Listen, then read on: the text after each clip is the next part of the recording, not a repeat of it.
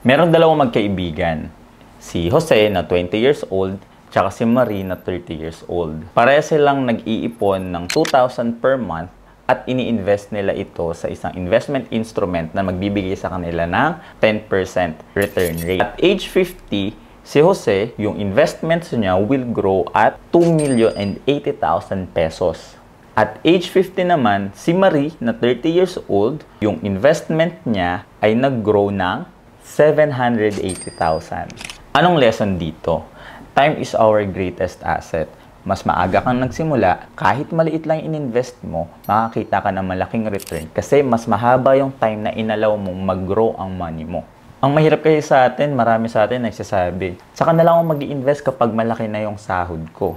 Yes, I understand, possible nga na malaki talaga yung bills natin, pero for those others na wala naman masyadong bills na binabayaran and puro luho lang talaga tayo, baka kakahintay mong lumaki na yung sahod mo para magkaroon ka ng enough money para sa investments mo, baka abutin ka ng 30 years old or 40 years old bago mo pa marating yung ganong level of meron na akong enough money to invest.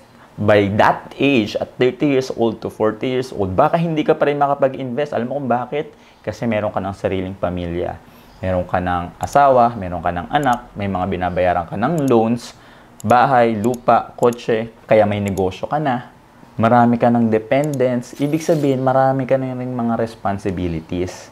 Always remember, time is our greatest asset. Mag-invest ka habang bata ka pa.